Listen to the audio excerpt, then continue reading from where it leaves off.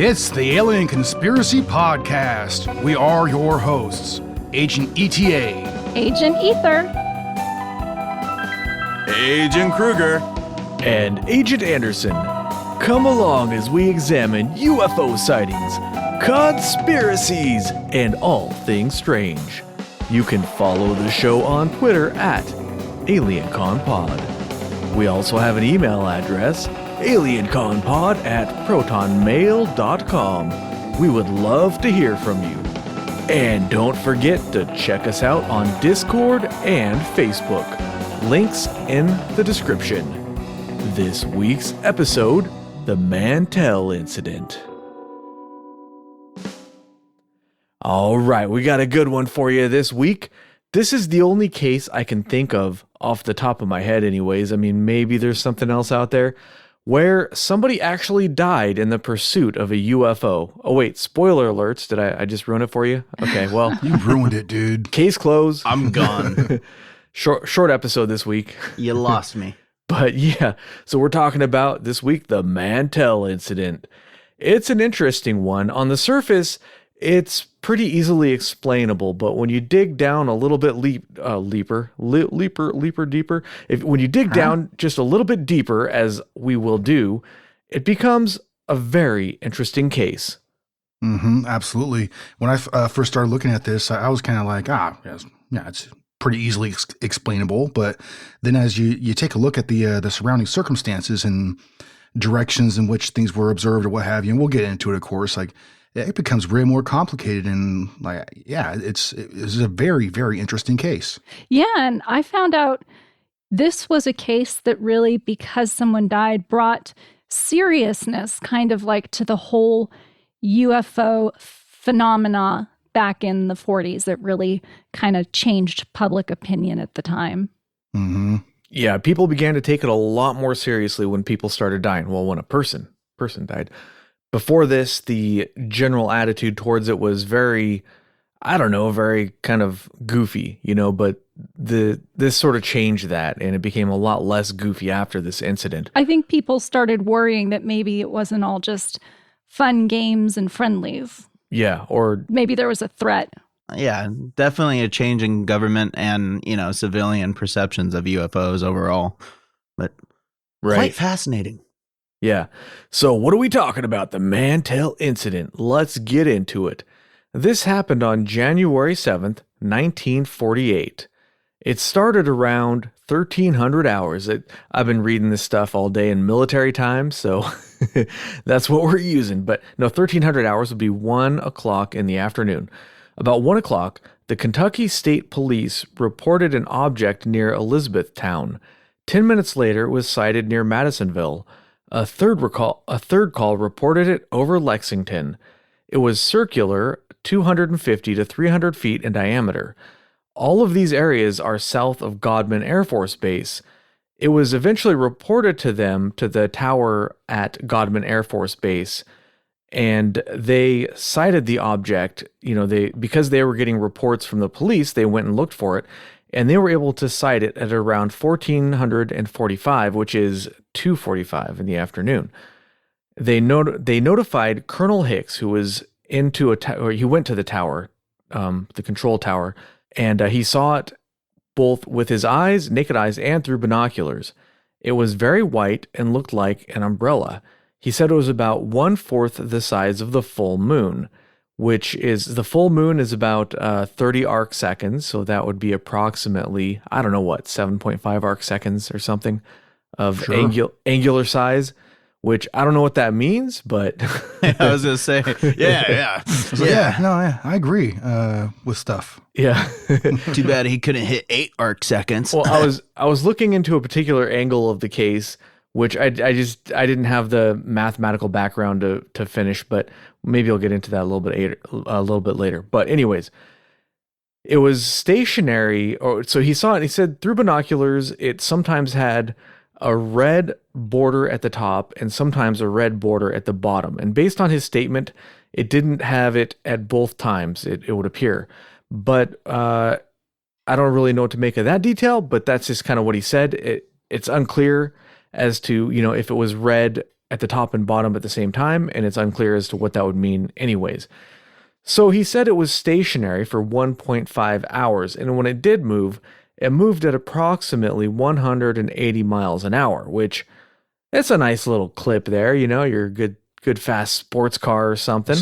That's not slow. Nope, it isn't. So what object could just, kind of hover around for 1.5 hours or maybe move at 180 miles an hour? I think that's not Venus. your grandma's station wagon. Yeah, Venus. Yeah, it is Venus. Yeah, that's what I've been trying to tell you.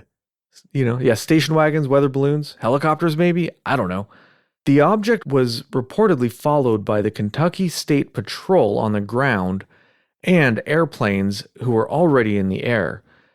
There was a squadron of P-51 Mustangs that were flying over the area at the time, and they were asked to change course and investigate the object.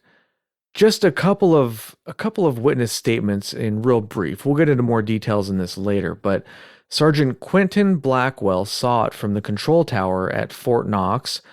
Witnesses at Clinton County Army Airfield in Ohio saw it and reported that it looked like a flaming red cone trailing a green gaseous mist. Does that sound familiar? Anybody who's listened to this show for a while may find some similarities to the Portage County UFO chase, but that's for, a discussion for another time perhaps. Anyways, they observed it for about 35 minutes.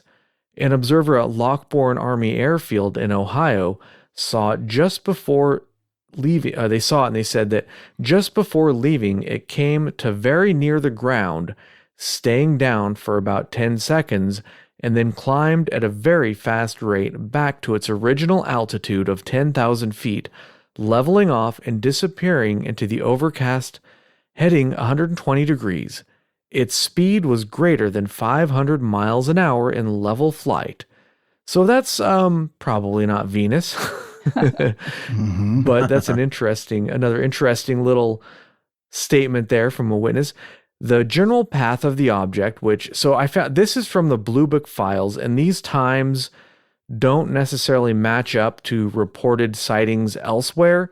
And I did notice an awful lot of typos in this Blue Book file, so take it with a grain of salt. But apparently it was seen at 7:20, which would be 7:20 in the morning, at Edwardsville, Illinois, for 30 minutes, and then it was seen later at 1 o'clock at Elizabethtown, 1:10 at Lexington and Madisonville, 2 o'clock at Maysville, Irvine, and Owensboro, 2:45 at Godman Field, Kentucky, 4:30 later at Nashville, Tennessee, 5:35 at Godman Field again, and 7:25 at Lockbourne Air Force Base in Columbus, Ohio. So that's just, you could sort of trace a path between different places using that, but it's a very strange path. Mm-hmm.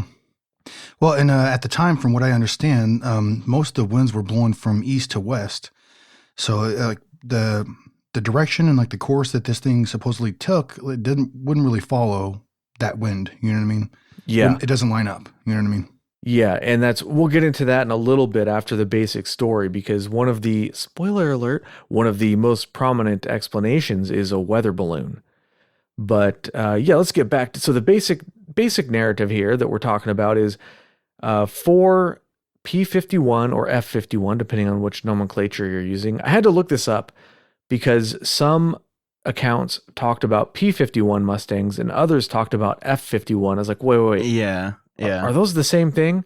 And apparently it is the same thing. It's just around this time, I think it was in 1947 that the Air Force was created, and it went from being controlled by the Army to the Air Force, and then they changed it from P to F, from the designation for fighters, basically. In a nutshell, without getting into some long convoluted discussion of the nomenclature, it's essentially P and F mean the same thing. It's just they changed over to the Air Force. So I think most people know it as a P-51. Yeah, P-51. So that's what I call it. But and as a little side note, if I may, what a beautiful plane! Oh yeah, that Mustang is one of my favorite planes of all time. I couldn't tell you why. It's just the lines on it. It's a beautiful looking aircraft, man. And it's kind of funny. after when I was doing some of the research, I took a little break and I went on some aviation websites to see if like there was any for sale, and there is. Oh yeah, They ain't cheap. That's for damn sure. no, But, yeah. I mean, Tom Hanks, Tom Cruise has one. Pretty Oh, really? badass. Yeah, he owns No one shit. and operates them himself. Yeah, it's like one of the Yeah. few that's still operable. yeah, I wouldn't expect in my lifetime that I'd probably ever be able to afford one, but if I could, I would. You know, Oh, no, True no, how treat much? to the human eye when you can see it in live flight. I mean, it depends on the model, and it mil. depends on the condition, of course, as well. But like one of the more expensive ones that I saw, but it was a real pretty aircraft, man. It was over $2 million. I think it was a P-51D, if I remember correctly. But man, what a beautiful aircraft! Mostly chrome. I think the name of it was "This Is It" or something like that, or something like that. But Yes, it holy is. crap, what a beautiful Absolutely aircraft! gorgeous Mostly, plane. Yeah. There was was a mostly- free Blue Angel show. Sorry, they had a free show down in the coast in California, and they had a P-51 flying next to an F-22 Raptor. So it was kind of like modern and past flying together, and Nice. it was just a true treat to look at. I love it. Nice. Sorry, I didn't mean to cut you off. oh, no, Makes no, me no big feel deal at all Yeah. patriotic. No, I'm done. With, It does. America. But could you imagine seeing thousands of those things in the air, like hundreds of thousands? That's just crazy. I mean, just the amazing roar those things create. It's just Yeah. beauty. Yeah, they are. Oh man, they are nice looking air. That is for sure. They are nice looking. For anybody looking to buy one, you actually don't have to buy an original one. Just like they have kit cars for very rare cars, they also have sort of like replica airplanes. But that's maybe a topic for the aviation nerds, not this show. But anyways, all right, let's get into it. So the encounter we're talking about, even though the UFO was sighted all over the damn place, we're talking about the specific incident that was near Franklin, Kentucky. So the individual that's most notable in this case was Captain Thomas Mantell. He was the flight leader of the 4-plane flight that was sent to intercept. One of the planes was low on fuel and returned very early to base to refuel. The other 3 continued on to pursue the object which was high above them. They had to enter a steep climb to get closer to it. And they couldn't, like, when you're, like, the airplanes back then, we're talking about propeller-driven airplanes, they couldn't just go, like, straight up vertical like you might be able to in a more modern jet aircraft. So they kind of had to, circle around to climb up to it. But they got pretty high up there, at least for an airplane. And the 2 pilots who were accompanying Mantell didn't really get a good look at the object before they peeled off. Only one of the 3 remaining pilots had an oxygen supply, but it was low, so he was not able to really utilize that. Accompanying Mantell were Lieutenant Clements and Lieutenant Hammond. At about 15,000 feet, they broke off the chase because I think it was 14,000 feet where the Army regulations said that they were required to use oxygen to go any higher, because that's at the point where you can start to like get really faint and even black out. The air gets really thin up there. So Hypoxia. so they leveled off flight and decided not to continue. Mantell, on the other hand, did continue the pursuit. And Absolute Chad. yeah, he said he was going towards it as fast as he could. So he said the object was going up and forward as fast as I am, or about 360 miles an hour. He told the tower he would continue it until about 20,000 feet and abandon chase if the object was no closer.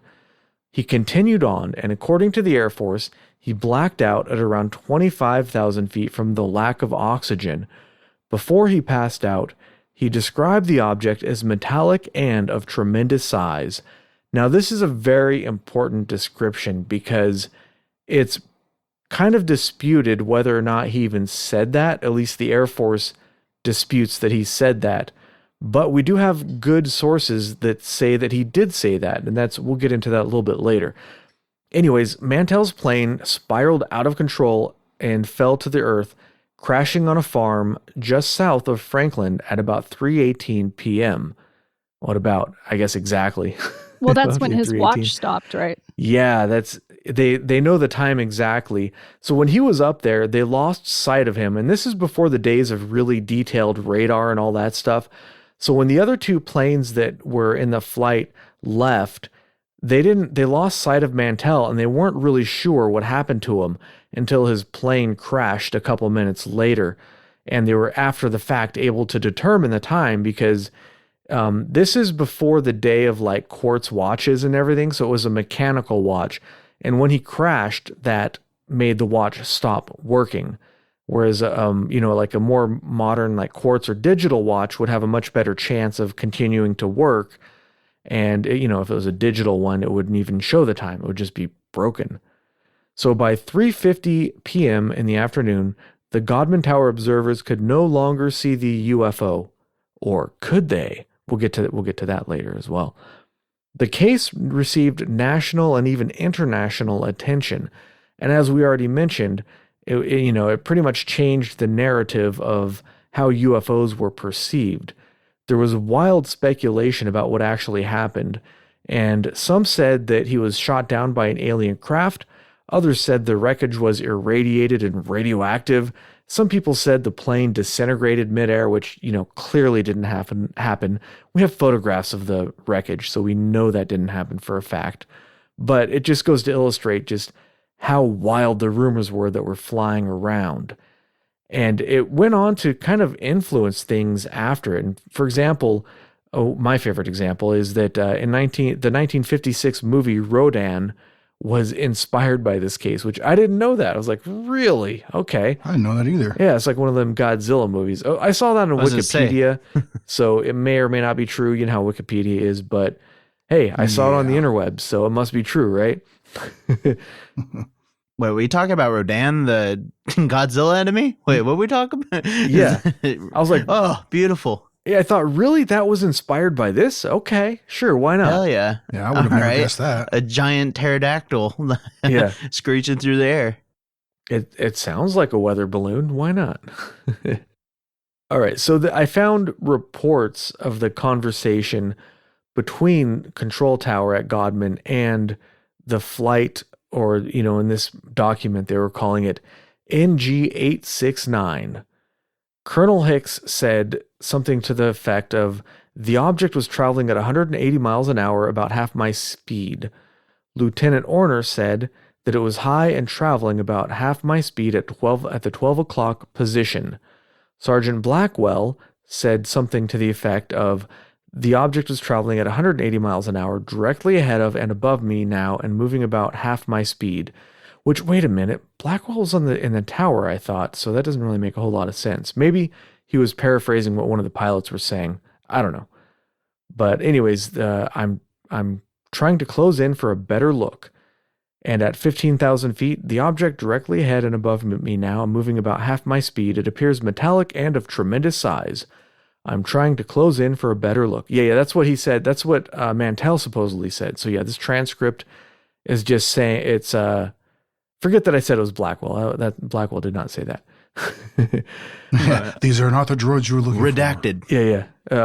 Maybe edit that bit out. I don't know. So anyways, the Air Force said that Mantell blacked out and that his plane lost control and fluttered to the ground. But when you look into it, there are some questions. There are some really big questions as to whether or not that actually happened. And I've got a whole lot of documents and quotations and things to discuss, and that kind of point in different directions. But now that we have just the very basic incident, which is that Mantell he saw something, he kept flying after it, and then he crashed and died. I guess I'll turn it over to the other agents to kind of open up the discussion a little bit. Agents? I think one of the most important things about this case is the people involved. So there was a lot of statements from many military employees, and the way that they state what they saw, what they observed, is very matter of fact. And it's an official statement as well that they're giving to the government. So I don't think that they would elaborate or make up anything, try to be like grandiose or anything about their explanation of what they saw. To me, it would appear that they pretty much, gave the minimum, like straightforward, like, accountment of what they had saw, So I trust these statements, I think they they were speaking as truthfully as they could, because there's consequences to that if you don't, you know what I mean? And for something like this as well, why would you lie? You know what I mean? Why would you try? I don't think they were trying to, gain any attention or anything like that from any of the stuff that they said. It doesn't seem like that to me, at least, It's just when it gets to the media, then it kind of goes into the Hollywood X-Files area, you know what I mean, where his body was, shredded apart by bullets, and the plane is, radioactive, and the crash is magnetized now and all that shit. So, but I think it's absolutely 100% reasonable to assume that he did black out from lack of oxygen. Oh yeah, of course. And then, you could start making the argument, when you reach that altitude, you do start, your brain's desperate for oxygen. And so,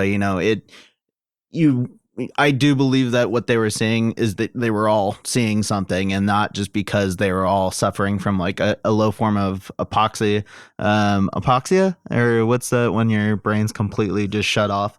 Hypoxia, I think. Yeah. Okay. I don't think, I don't think Mantell was having that in the last moments of his life, where he was like, oh my God, it's a Subway sandwich in the sky. You know what I mean? Something completely ridiculous. But if you look at, one of the first early aviators, of our time, and I completely forgot their name, but, they were a balloon. They were, when we were getting into aviation, and it was just simple rudimentary balloons that we were taking up ourselves. We didn't know the dangers of, high altitude sickness and all that. And once there's reports of people that would get up and they would start seeing, butterflies or like insects and stuff that was just, inexplainable. So, I don't know, these planes were capable of getting up to a higher altitude faster than a balloon. So, I don't know. It's crazy stuff. And I don't know, a balloon would be traveling at like 500 plus miles either. No, it was a fast and it also balloon. wouldn't be moving around in different directions as well. Yeah, right? It caught a good headwind. Yeah. I think one of the statements that I read that really kind of, I don't know, like it jumped out to me the most was by the tower radio operator from Lockbourne, and his name was Albert Pickering. And he says that he observed the object around 1925 hours, which would be 7:25 p.m., and he says he observed an object in the sky that he, quote unquote, could not identify. And let's not forget, these guys are professionals. Yeah, they're younger individuals, but they know what the heck they're looking at for the most part. And I don't think it was Venus, but they're professionals, and they've been around aviation for a long time. A lot of these guys have been in the industry for around 5 to 6 years. A lot of these guys that were given their the younger guys, at least, that were given their statements. But like I said, to me, I would assume they know what they're looking at when they're seeing something in the sky. They're familiar with the way planes look like and stuff. And anyways, so he said he observed an object in the sky that he could not identify. He said that the object appeared to hover in the sky for a long time and moved very little, which, if you think it would be a balloon, that's that could be likely. But some of the other stuff that this object did does not appear to correlate with what a balloon would be doing. You know what I mean? So he said he saw it in the sky for a very long time. And he said it disappeared once for about a minute or so, and he's just assumed it had gone up into the clouds. And actually, that's a good point, I think, to make as well, because the skies were overcast during this time. As I say, visibility was somewhat low. Yeah, absolutely. So if it was Venus, you would think that you'd be able to discern, that like being behind the clouds or something like that. And also obviously wouldn't be moving anywhere either, it'd be a stationary object, I would think. So he says that, the object was about 10,000 feet up. It descended and it disappeared for about a minute or so. And then after it descended again below the cloud, below the overcast, he says it circled in one spot for a duration of about 360 turns. Then it moved to another position and then circled some more, which to me, like, it's almost like if that was a UFO or something, they must have been scanning something or observing something. You know what I mean? They're doing some research or something, maybe. You know what I mean? But he says when it was moving from one place to another, he could observe a tail, like almost like an exhaust of some sort that was coming off of it. Now, when it moved up and down, it didn't do that, but only when it was moving like from one place to another, he could see something like that. He said he didn't know the distance from him to the object, so he couldn't really estimate exactly how big it would be because he didn't know its exact location. But he said that he thinks it was about the size of a C-47 plane, which is from if I remember correctly, I think a C-47 is like a large. What is it called? I think it was called a Skytrain. I think it was, but it was a military transport aircraft. Yeah, it was they towed in gliders and stuff, and coincidentally, Mantell used to fly those before he shifted to the P-51s. Not a small plane. It's definitely it's a decently large plane. They're still in use today. I mean, they're little puddle jumpers. Yeah, they're those things were made to last back then. You know what I mean? But hey, they still do. So obviously it wasn't the same shape as a C-47 or any plane that he had seen. He described it as being round or oval shaped. And he said just before leaving, it came very close to the ground. And he said that he didn't know whether it may have touched the ground or not. But he said it came very close to the ground. And then seconds after, it climbed very fast at a high rate of speed back up to the altitude of about 10,000 feet. He said it leveled out and it disappeared back into the overcast, heading about 120 degrees. So he said he claims that he thinks its speed was over 500 miles per hour in level flight. And that is fast. You know what I mean? I mean, there's planes that can go much faster than that, but that's moving quick, dude. So, I mean, if you thought that you saw something that was moving at that rate of speed, I think, it's not Venus. You know what I mean?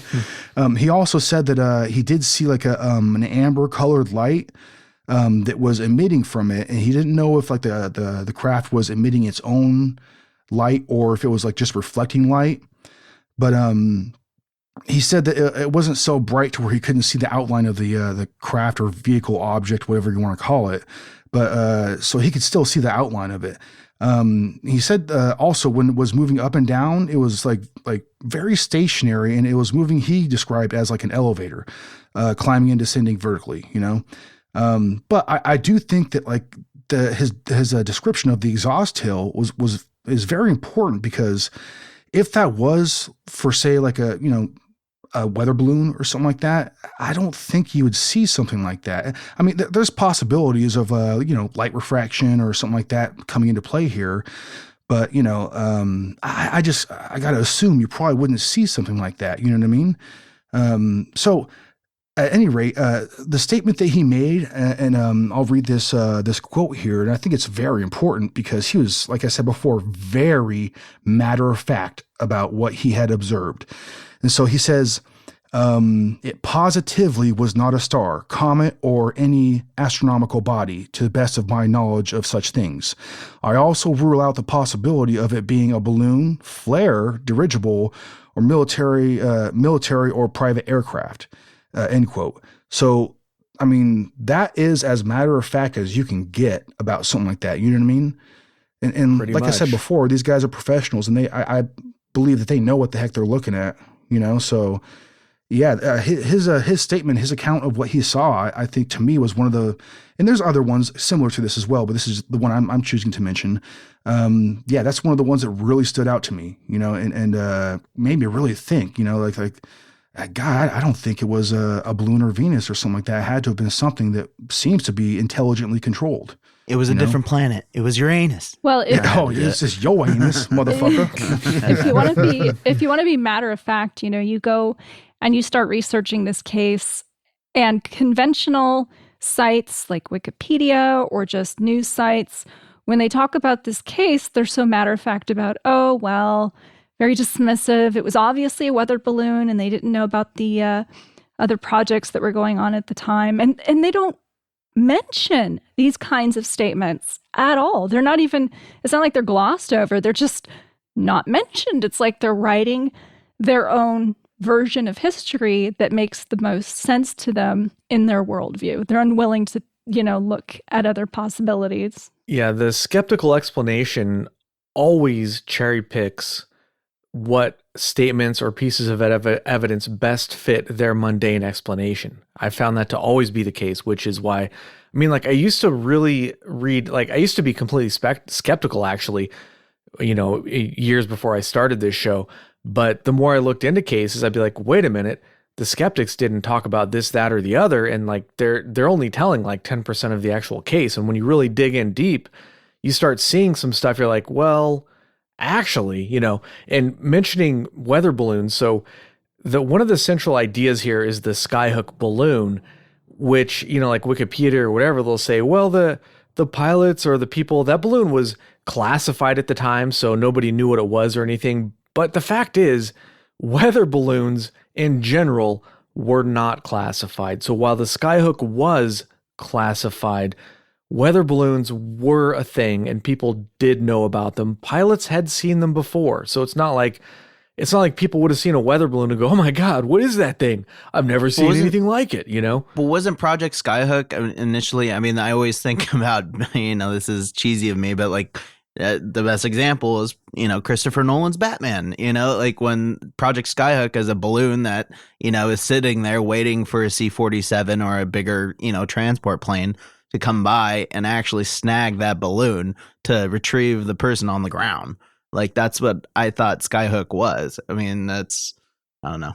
I'm sorry to throw that in randomly. I think so. Well, it's actually very interesting though, because like that explanation does have like small legs, because out of Clinton County Airfield in that area, nowadays it's known as Wilmington Air Park, but there was supposed to have been one of those balloons that was released from that place around noon that day. So I mean, it's possible that maybe one or two of the sightings or something, not all of them, I don't think, because of the explanation of what people saw.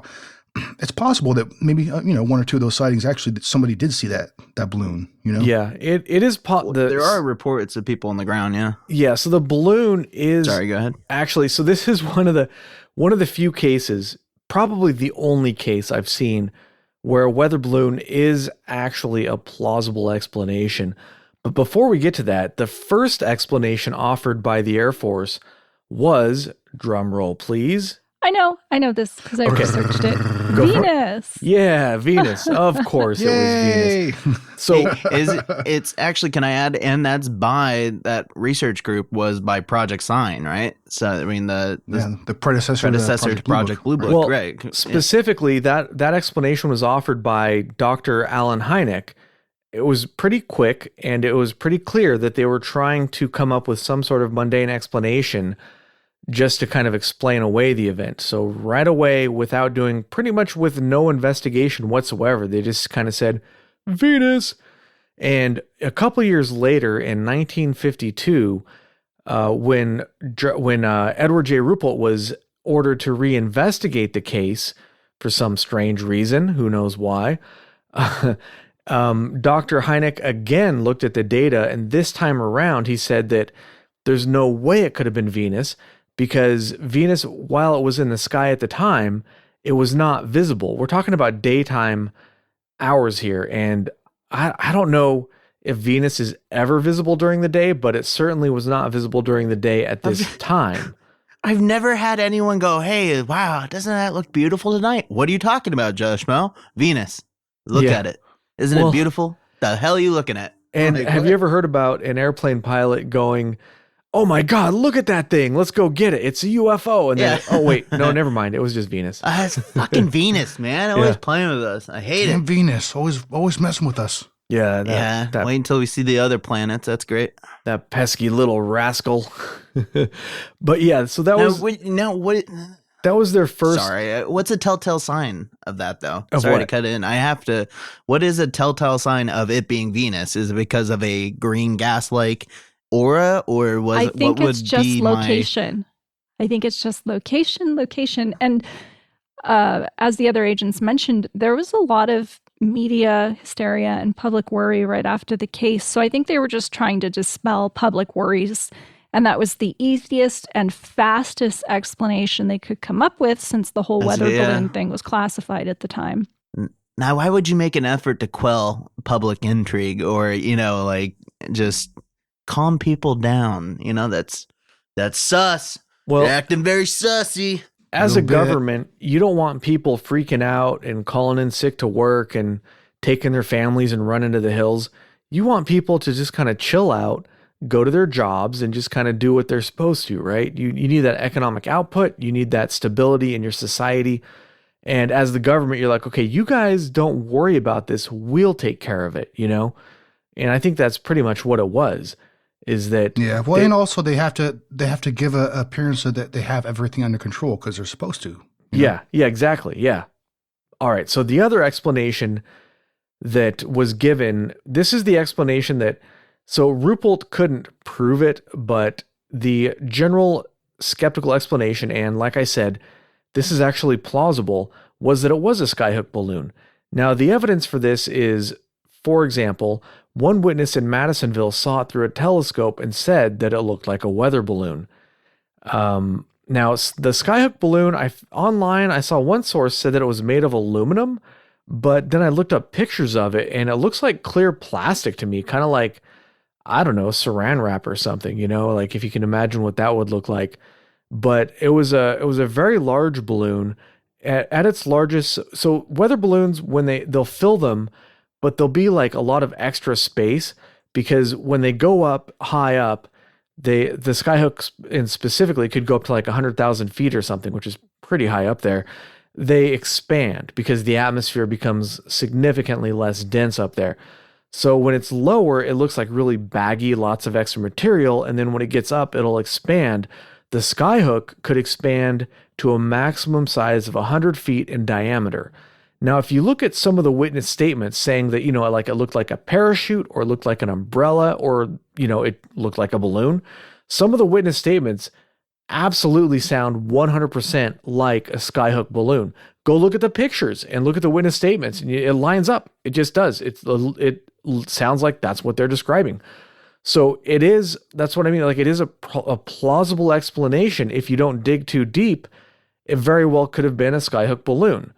But here's a quote from Ruppelt from his book. It says, somewhere in the archives of the Air Force or the Navy, there are records that will show whether or not a balloon was launched from Clinton County Air Force Base, Ohio on January 7th, 1948. I never could find these records. People who were working with the early skyhook projects remember operating out of Clinton County Air Force Base in 1947, but refused to be pinned down to a January 7th flight. Maybe, they said. The Mantell Incident is the same old UFO jigsaw puzzle.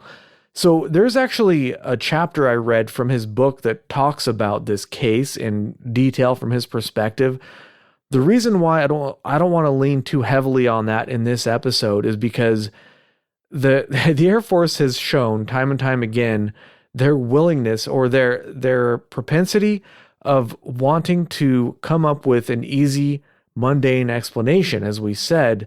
So even though this book does have some really interesting stuff in it, it was approved for release by the Air Force, and I hesitate to take it at face value, and I wanted to kind of come at this one from a different angle than what it says in that book. So I didn't really look at that book for this.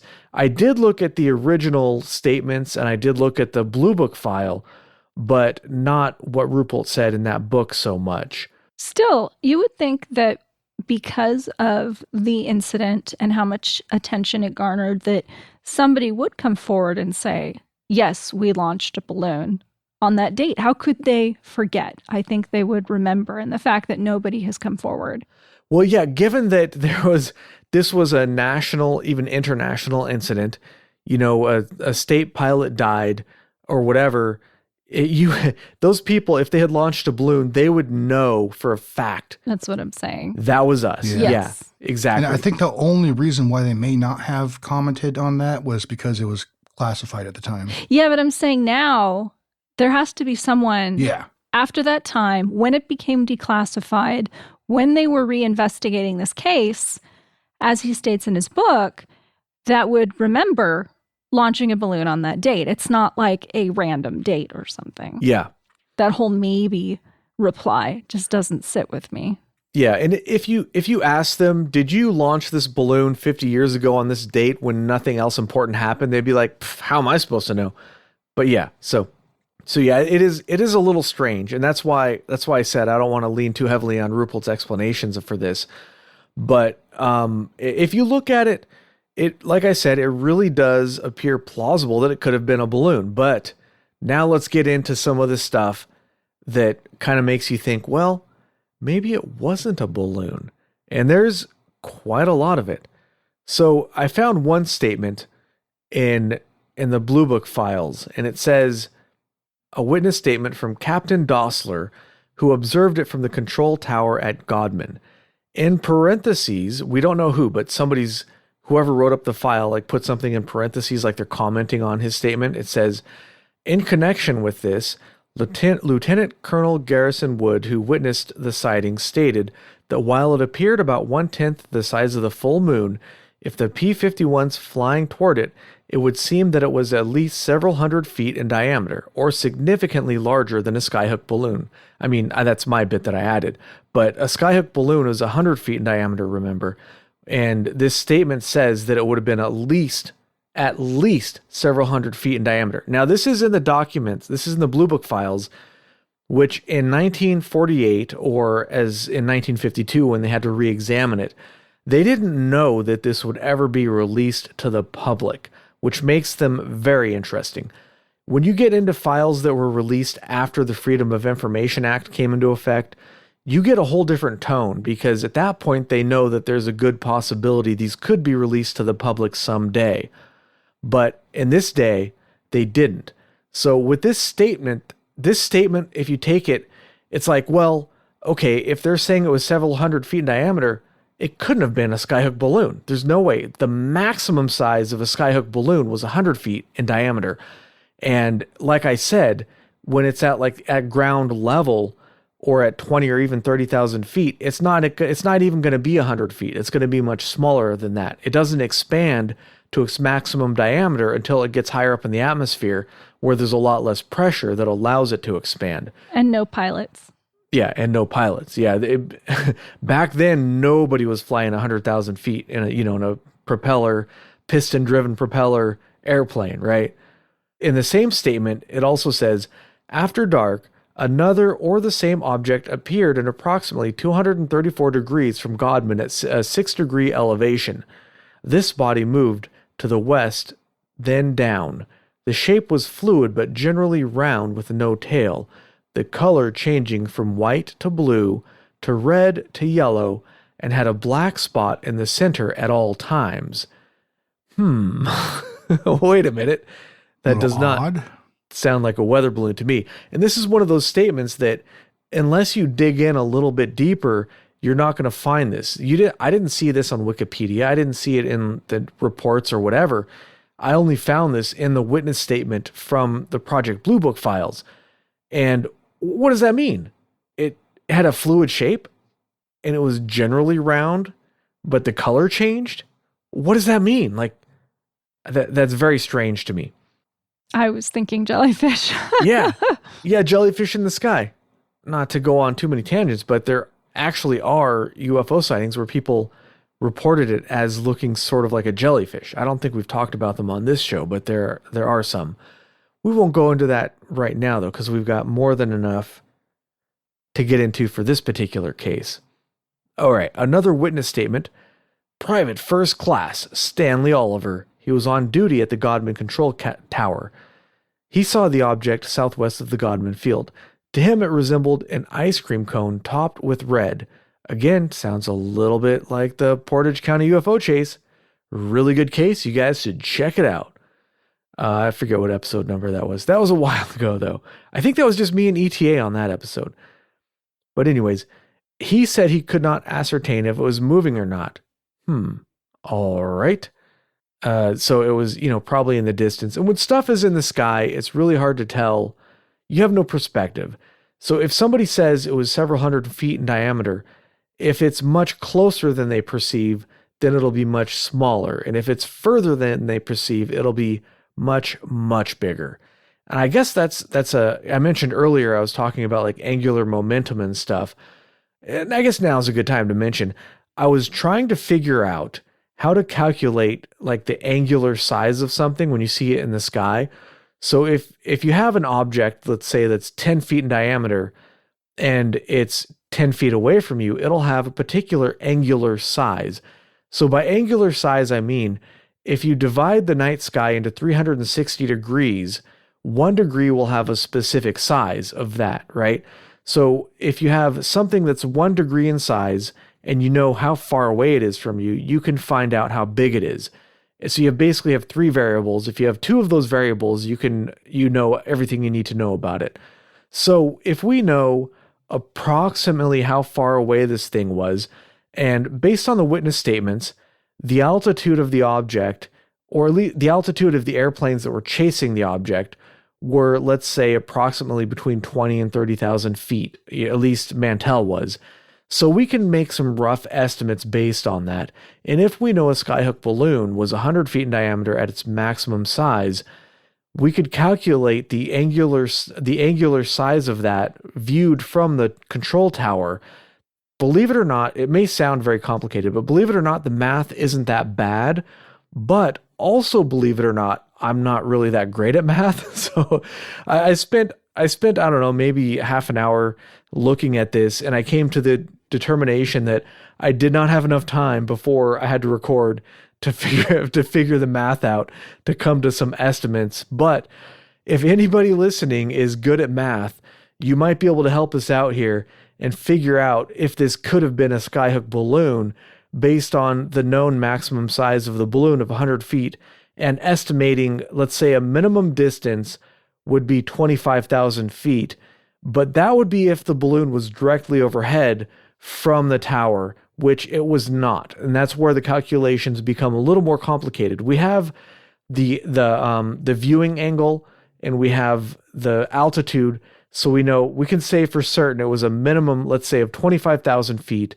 And we can probably estimate some maximum distances based on that. And using a 100-foot diameter, you could definitely determine if a skyhook balloon at 100 feet could cause could be 1/10 to 1/4 the size of the moon, which would be, so that would be, the moon is 30 arc seconds. So that would be 3 to 7.5 arc seconds.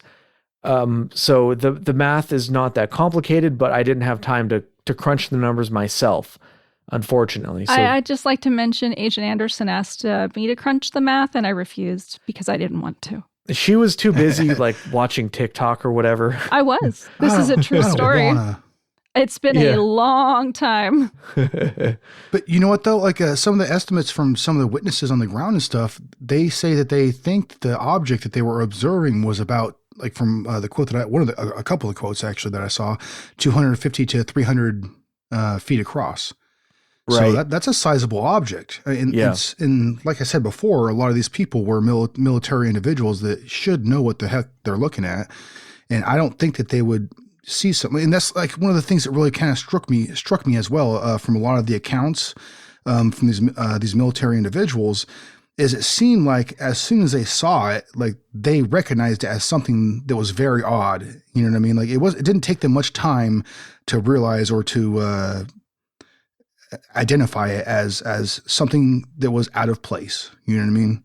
Yeah. So like, yeah, they definitely knew it was something other than, what should be in the air according to them. You know what I mean? 'Twas big.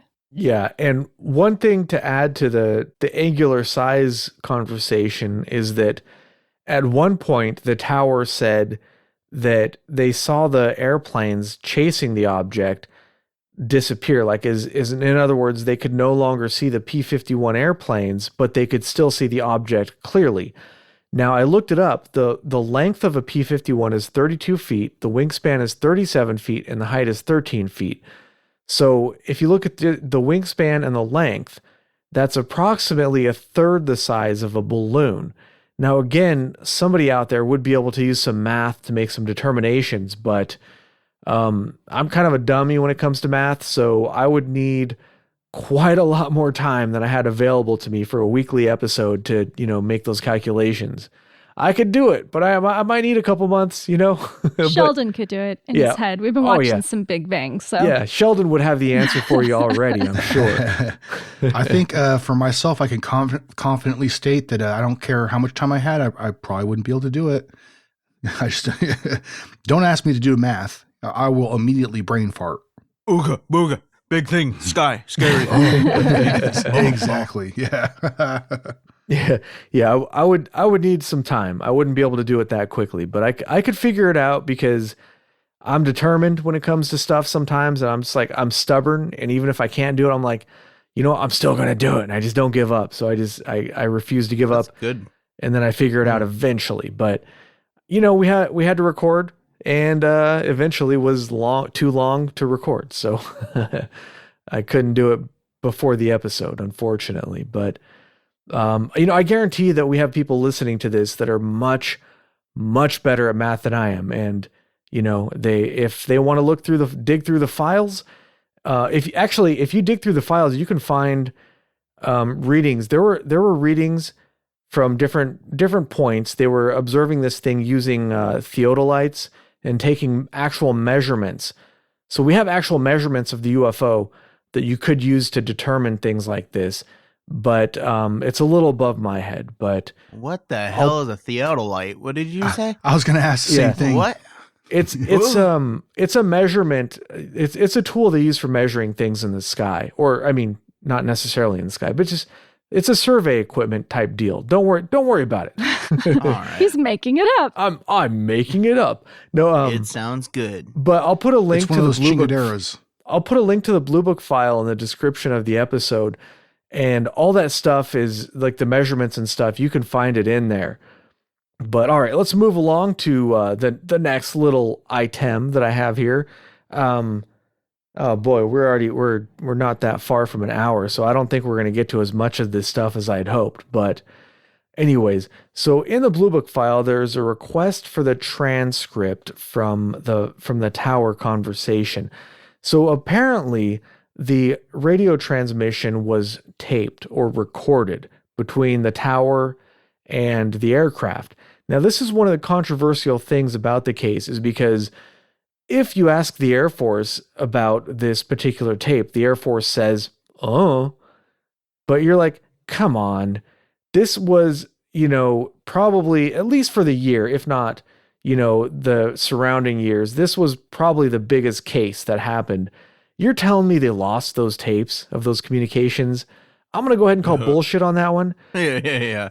But so in the Well, Blue Book files, go well, ahead. I don't know, because supposedly NASA erased the original tapes of the moon landing, right? Which, not to go on too much of a tangent, but so I'm going to go out and say that I think we actually did land on the moon, but the reason I find that case so much fun is because there's some little bits of tantalizing evidence. You're like, you would not erase those tapes. Nobody in their right mind would erase those. What the hell is wrong with you? That's not that dipshit of history. Like, what?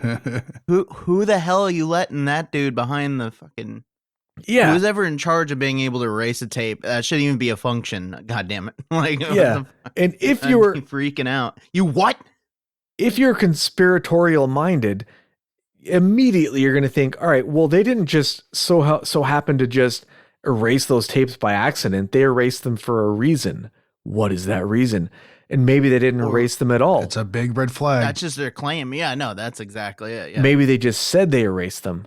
You're just gonna stop asking questions if it's destroyed, right? It died in a fire. Huh? Oh, okay. Maybe they say that they erased it because they accidentally filmed an obelisk or something on the moon, perhaps. Yeah,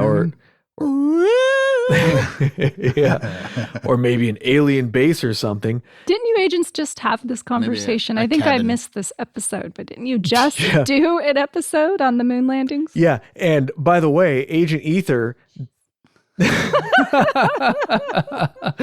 Agent Ether did not appear on that episode because I was like, oh, we're going to do an episode on the moon landings being faked. And Agent Ether said, fuck that. I'm not doing that. That's stupid. That's an exact quote, by the way. Quote. It is not. I don't curse. You do too. Not only did you curse, you taught the junior agents to curse. True story. You smash bottles. They got to learn it at some point, right? Yeah, exactly. Well, Or whether you like it or not, they're going to. let's get back to the show. All right. So anyways, I was talking about the possibility or the existence of a recording that seems to not actually exist according to the Air Force, but come on, we know it exists. But anyways, there in the Blue Book files, there was a request for a transcript from this recording. And in this document, it says, "It is the understanding of this office that conversations between the tower at your facility and aircraft in flight within certain ranges are recorded. During an investigation 9 January 1948 at Godman Field, Kentucky, it was learned that such a recording was made 7th of January regarding an unidentified flying object." So we have a reference in a document that pretty much proves that this recording happened. But where is it? It appears that this is part of a cover-up because the Air Force claims that it doesn't exist.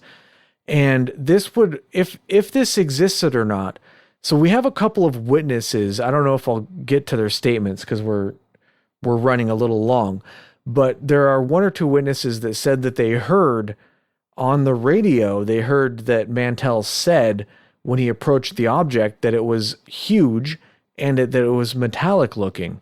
But if we had the recording and he didn't say that, well, all they would have to do is say, well, here's the recording. You can clearly hear that he didn't say that. But apparently this recording, quote unquote, doesn't exist, which kind of makes you wonder, what are they trying to hide? And this is what I mean when you look at it on the surface, you'd be like, yeah, sure, it was a weather balloon. That matches some of the witness statements. It's an easy solution. Let's go with it. But when you just dig just a little bit deeper, right away you start finding stuff what kind of makes you go, maybe it wasn't a weather balloon, because if it was, they wouldn't be trying so hard to cover up what actually happened, which they very clearly did. They very clearly did cover things up. I mean, they're doing what they do, right? Yep. I guess they just kind of cover everything up in general, right? So I have a lot of just other statements, and man, I have so much stuff. I'm not going to be able to get to all of it, but there are a couple of documents that I did want to get to. So here's a document. Yes, Agent Ether? Nothing. Oh, you don't like my documents? No, read your documents. I was just thinking actually I went through some of the Blue Book pages and they had photographs. Yeah. But you couldn't make them out and it made me sad. You can find higher resolution photographs. Those are photographs of the crashed airplane. Right.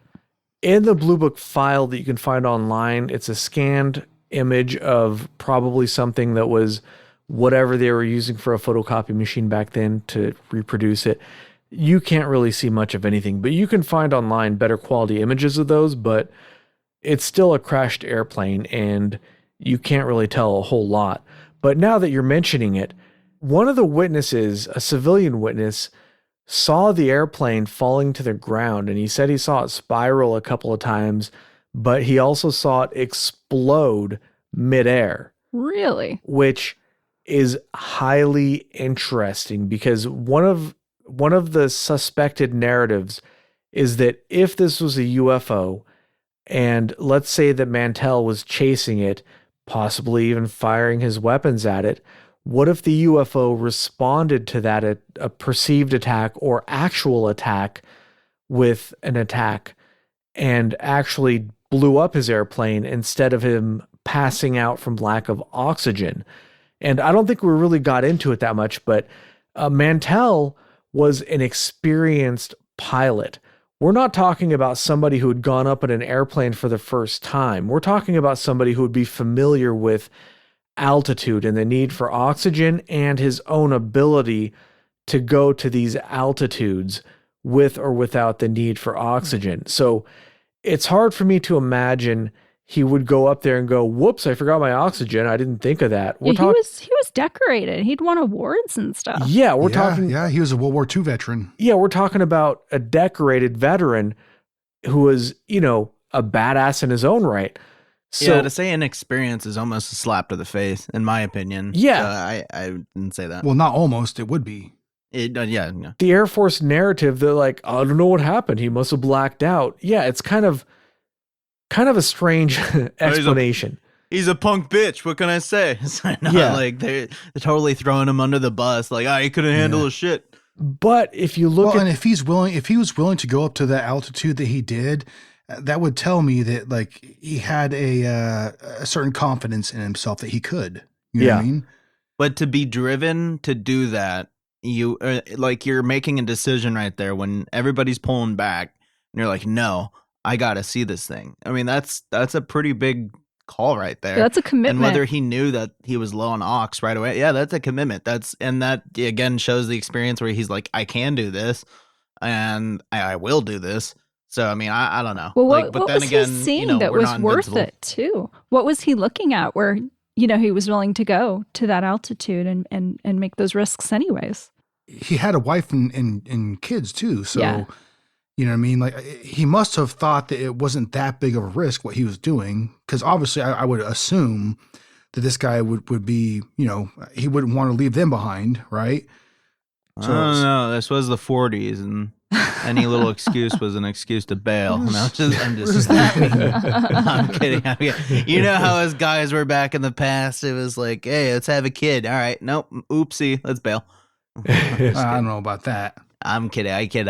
I jost. Maybe he was married to one of those women that got a job during the war and didn't want to go back to being a homemaker, He's like, Rosie the Riveter? I got to hit the eject button on this shit, man. No, I'm just kidding. Oh, man. It's like, this is the sacrifice that will let them get my GI Bill. This is it. Maybe she was a bit insufferable. Who knows? Yeah, it was his way of tapping out. I know it's a weather balloon, but you know what? Fuck it. I'm just going to keep going, man. I'm done with this shit. Peace out. You guys have fun. No, but anyways. Fuck you guys. I'm going home. Assuming that he was as qualified and knowledgeable as his decorations would indicate, and the fact that a civilian witness said that he saw the plane explode midair rather than crash to the ground.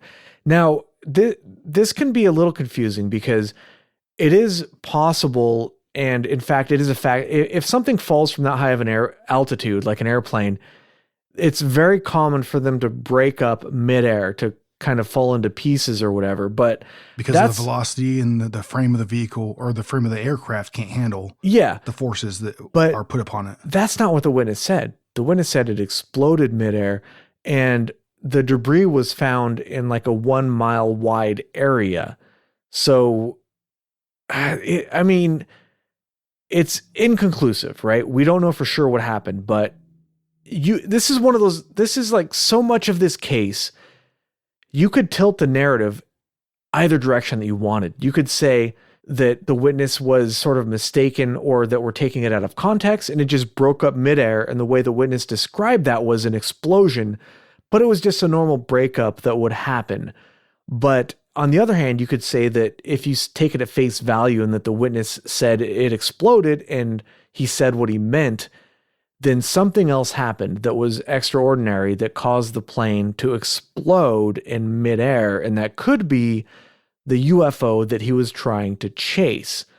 Now, he's not too unfamiliar with coming under fire, though. So, I mean, whether it was the actual plane exploding or whatever it was, he definitely had... I don't know how he was able to fly the plane with the giant balls he had, but, like, he was... Yeah, I don't know if we covered it, that he was a distinguished flying cross airman. Like, his heroism in the Netherlands was he was able to get what he was flying a C-47 at the time, so it's a different plane, but still the dude was a hero. I mean, like he obviously saw something that was like worth engaging. And did we get to the Soviet missile thing? Did we get to that? No, not yet. Okay, never mind. But I wasn't quite done with this particular little piece. My bad. So there is another statement from a military official who I won't go too far into it because, I'll cut it a little bit short. But basically he said, looking at the way the wreckage was on the ground, It looked like it had just sort of belly flopped there. It didn't look like the plane had crashed.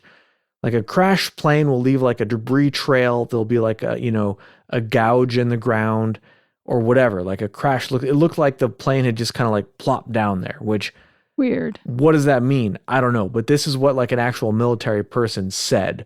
But I don't want to go too far into this particular part of the narrative because it's highly inconclusive.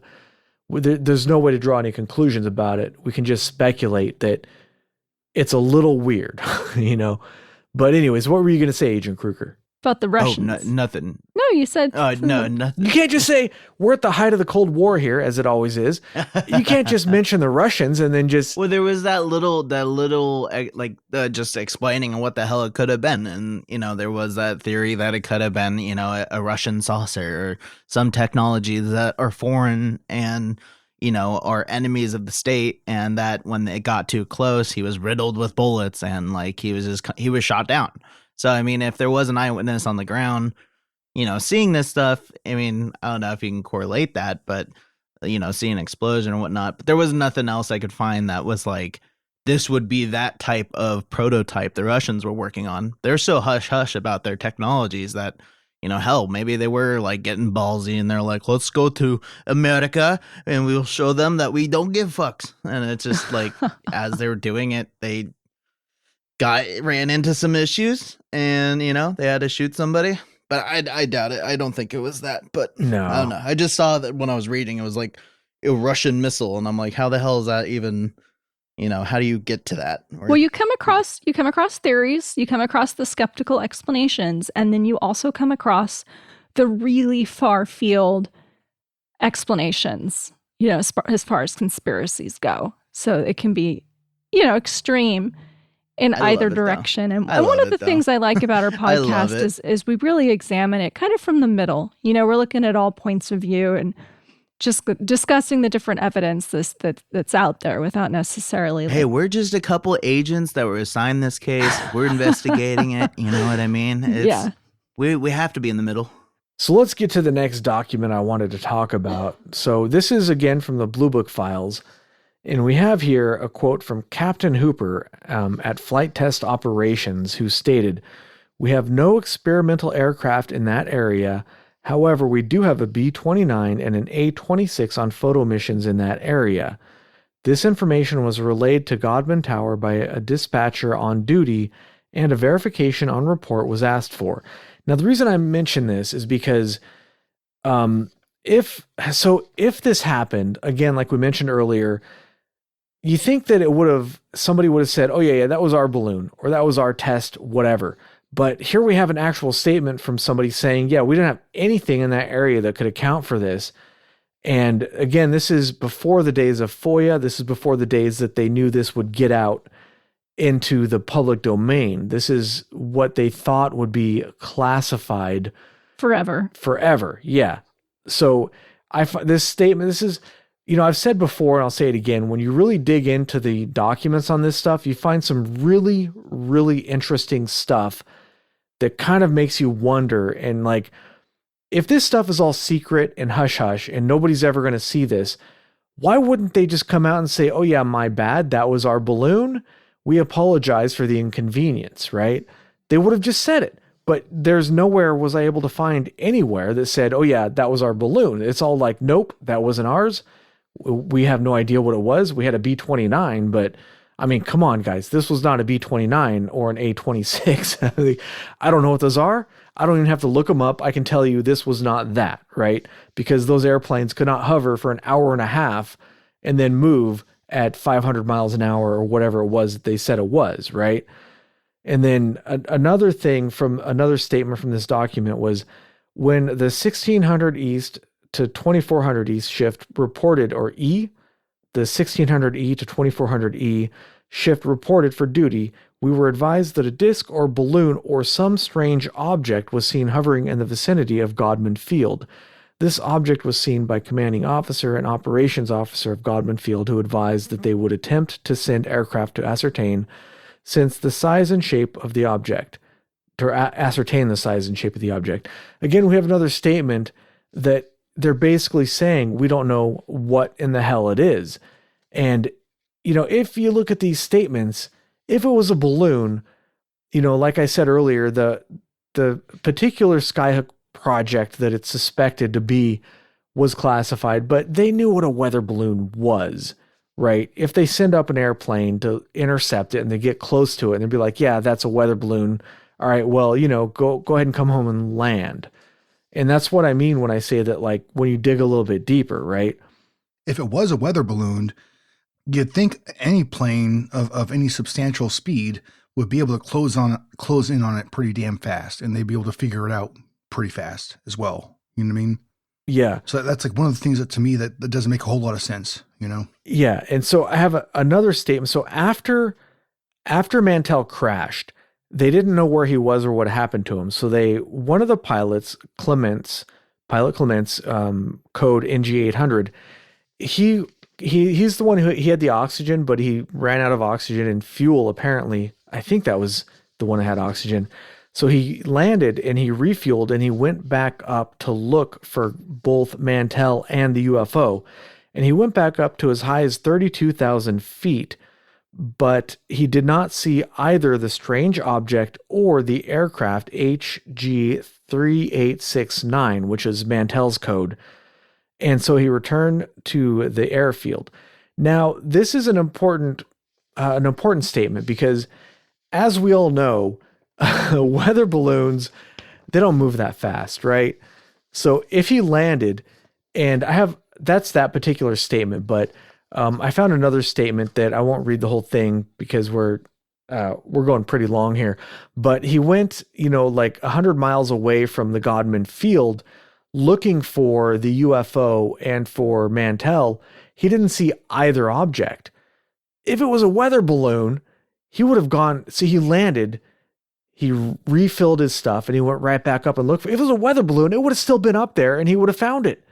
But he went back up, it was gone, nowhere to be seen.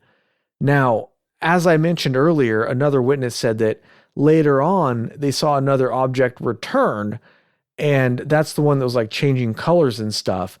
But when this guy went back up, there was nothing there. So if it was the skyhook balloon, where did it go? Because those things, they don't just disappear, right? It would have been going straight up, and if there was wind, the wind would have been moving it around a little bit. But as far as I'm aware, the wind does not travel that fast, hundreds of miles an hour, to where it would have just gone away and disappeared. Agent Ether, were you going to interject something there? No, I was just petting our dog. Oh, well, he is, you mean our resident cryptid? Our cryptid. He is absolutely adorbs, I will admit. And quiet. He's been surprisingly quiet this time, yes, and I'm very, very thankful for that. I have so much more. I don't know if I want to get into too much more of it because we're part 2, 30-minute power hour. Yeah, we're already getting a little bit long here. For example, I have a document here that said the Godman Tower again contacted us to report that there was a large light in the sky in the approximate position of the object seen earlier. Then Lockbourne Tower and Clinton County Tower advised a great ball of light was traveling southwest across the sky. And it just goes on and on and on. Like looking at all the stuff I've looked at. And I only got to less than half the material I wanted to. We could probably go on for another 2 or 3 hours, no problem on this. It's one of those cases where I had read about it before and I thought, this would be an easy one. Let's just, won't require much. I just take a quick look at it, take some notes. Turned out I was taking notes literally all day and I didn't even have enough time to do as much as I wanted to. We really have only scratched the surface of this case. It goes on and on with all the weird stuff and the contradictions and statements. Yeah, the more you look into it, the witness statements do not match a weather balloon. They just don't.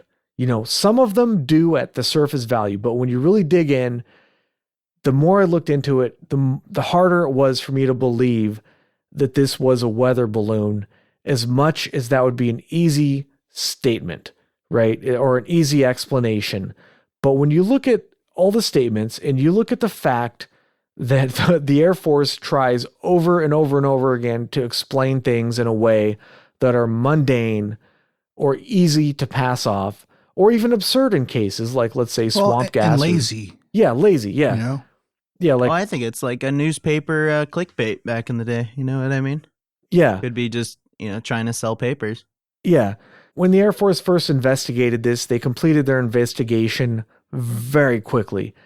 I mean, we could go on, and like there's some really good stuff on the internet, like UFO Casebook has some good stuff, and I don't know, maybe I'll put some links in the description or something, but at the end of the day, I can basically say that I came into this one thinking that I wanted to do this case because it's a very important historical case, but before I did the deep dive, I was pretty much convinced it was a skyhook balloon, but after doing it, I'm not so sure.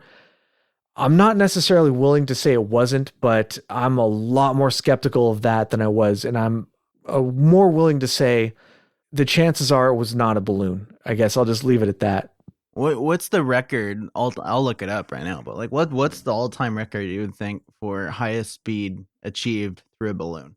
Yeah, I know. Not 500 miles an hour, that's for sure.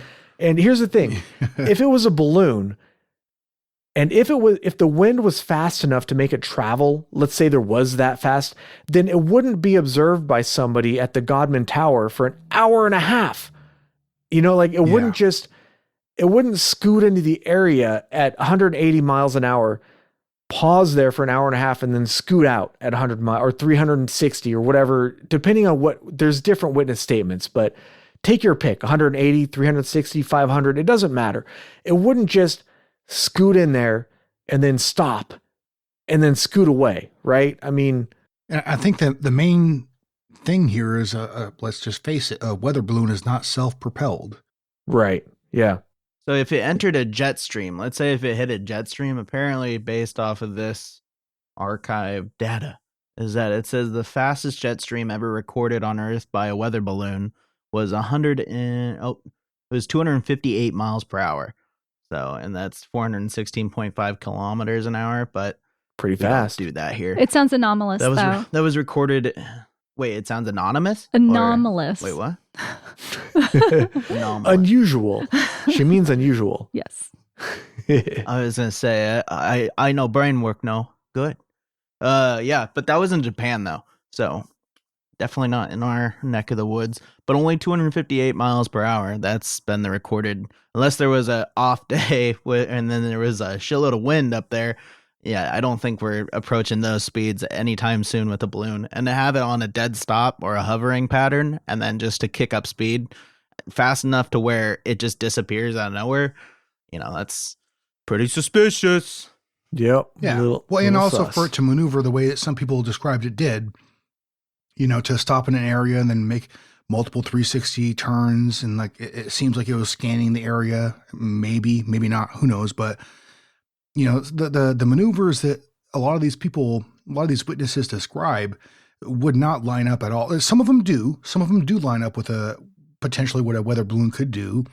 But from what I saw, it seems like a lot of them really don't, especially because like some of them, like, some of these witnesses describe, the object as having like a tail stream behind it. How the heck would a weather balloon ever have anything like that? You know what I mean? It makes no sense at all to me. You know what I mean? The only thing I could think of that would be even remotely close to that is when we were tampering with. I mean, we actually still use them today, and I think the Air Force just okayed it with the new. Like you basically just shove out a bundle of rockets or bombs, and they're just dangling on a balloon or a parachute, and it just drops its payload via that way. Like it just kind of hangs there, and then when you're ready to let it go, you let it go. But we're talking about stuff we have now, and so maybe at one time, I know there was projects that they were saying like we could use weather balloons to bring up a payload and have it go over to where we want to drop it. And I think it was the Germans that were mainly looking into this because they wanted to bomb England. But they could bring up a balloon that would get into the jet stream, head over across the seas, and just drop bombs that way. But I don't know. It was very fickle with the remote. Like triggering system or something like that. But I don't think that's what we were seeing here at that point. But Yeah. I'll shut up. Sorry.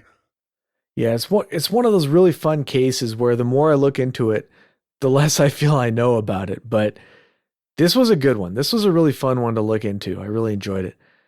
But yeah, so I guess that about wraps it up for this week's episode. Thanks for listening. If you enjoyed this show, you could really help us out by listening. Blah. You could really help us out by leaving us a good review wherever you listen to podcasts and suggesting the show to your friends. Keep it strange.